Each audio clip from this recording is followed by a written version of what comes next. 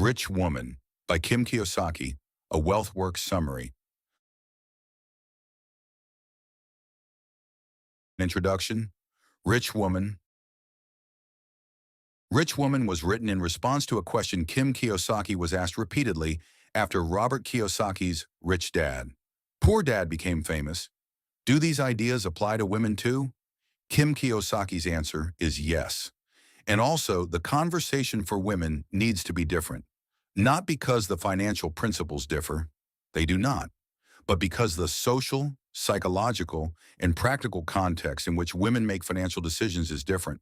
And because for too long, the conversation about women and money has been shaped by assumptions that no longer serve anyone.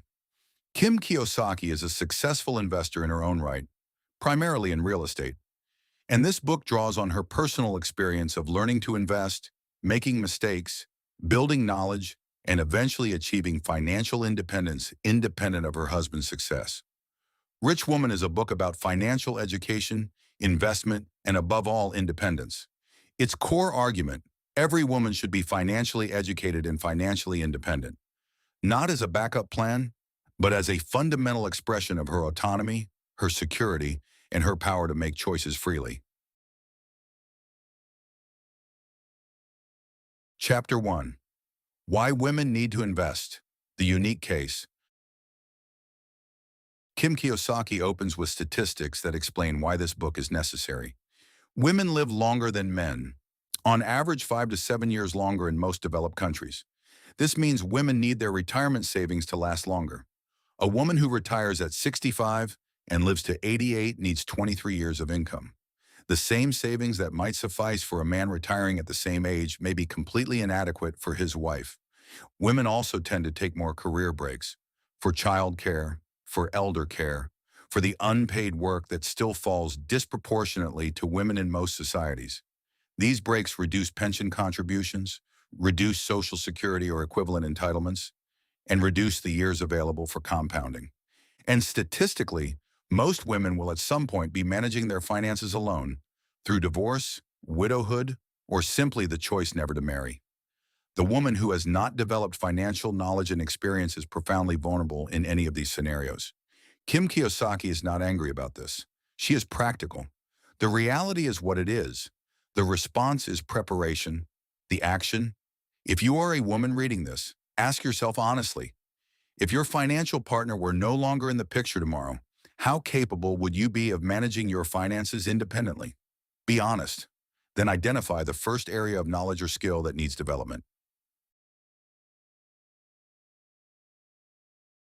Chapter 2. Financial Education, the Non-Negotiable Foundation. Kim Kiyosaki is emphatic that financial education is not optional for women or for anyone. Not because investing is complicated, but because without financial literacy, you are permanently dependent on others to make decisions that profoundly affect your life. She describes her own experience of financial ignorance early in her marriage, handing money decisions to Robert, trusting that everything was handled, having no independent sense of what they own, what they owed, or what the plan was. She describes the vulnerability this created and how she deliberately chose to educate herself. The education she advocates is not academic. It is practical. Read books, take courses, find a mentor, buy a small investment property and manage it. Make small investment decisions with your own money so you understand what it feels like when markets move, when tenants are difficult, when unexpected costs arrive. Experience builds confidence. Confidence builds competence. And competence, compounded over years, becomes mastery. The action: commit to reading at least 6 personal finance and investment books this year. This is your second one, or perhaps your first. Keep going. Financial education is not a destination, it is a practice. Chapter 3. Investing: Why Real Assets Beat Paper Assets for Many Women. Kim Kiyosaki is primarily a real estate investor, and she makes a case for real assets, property, businesses, that paper asset advocates like Bogle and Collins do not emphasize. Her argument is partly about tangibility. Some people are more comfortable with investments they can see and touch. a property they can drive past, a business they can walk into. The psychological comfort of tangibility is real, and it matters for long-term holding behavior. Her argument is also about cash flow. A well-chosen rental property generates monthly income. A dividend-paying portfolio generates quarterly income.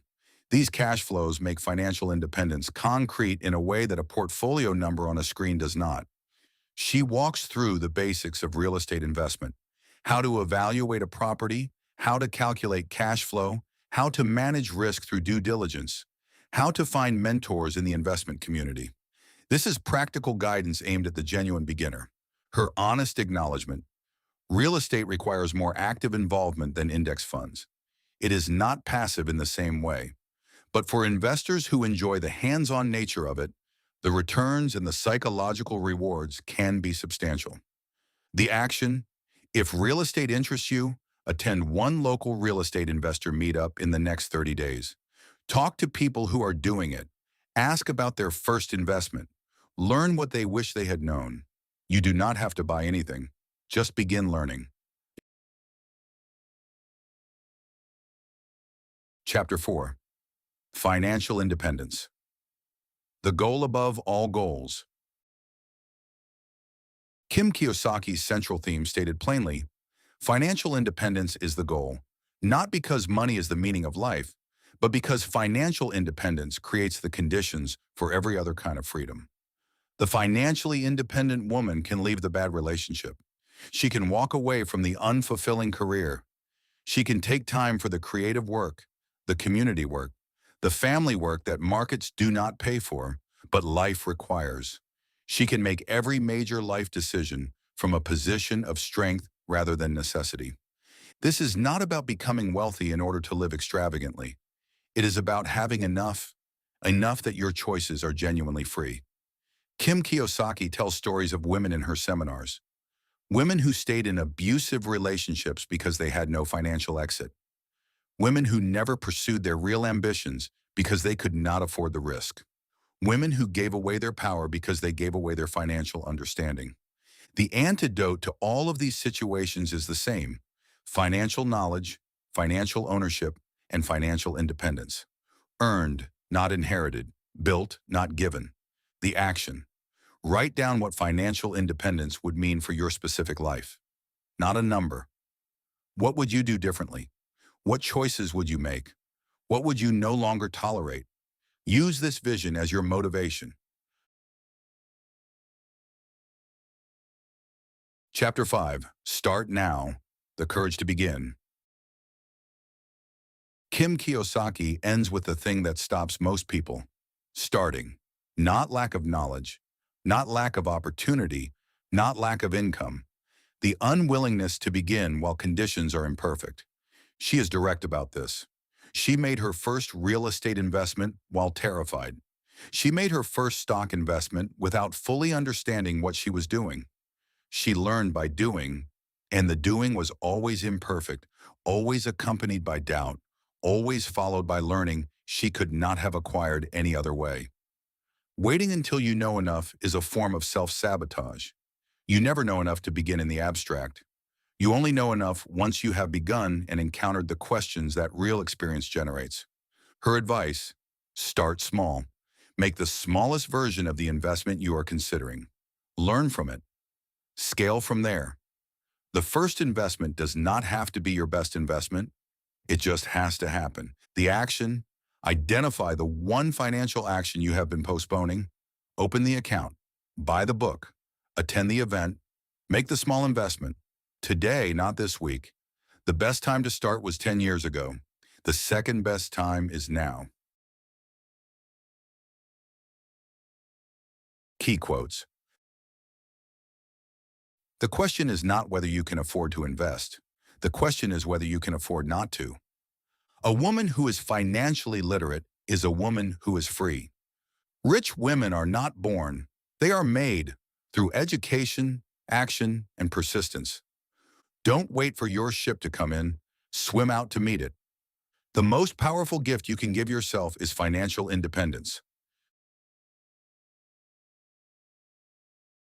How to apply this? The core message of Rich Woman is actionable immediately. Begin with the first principle today. A note at the end. Rich Woman by Kim Kiyosaki is a book that rewards rereading. Return to it whenever you feel financial anxiety. Not because it will tell you what the market will do next, but because it will remind you what matters and what does not. This has been WealthWorks. If this was useful, subscribe. There is more where this came from. Shalom.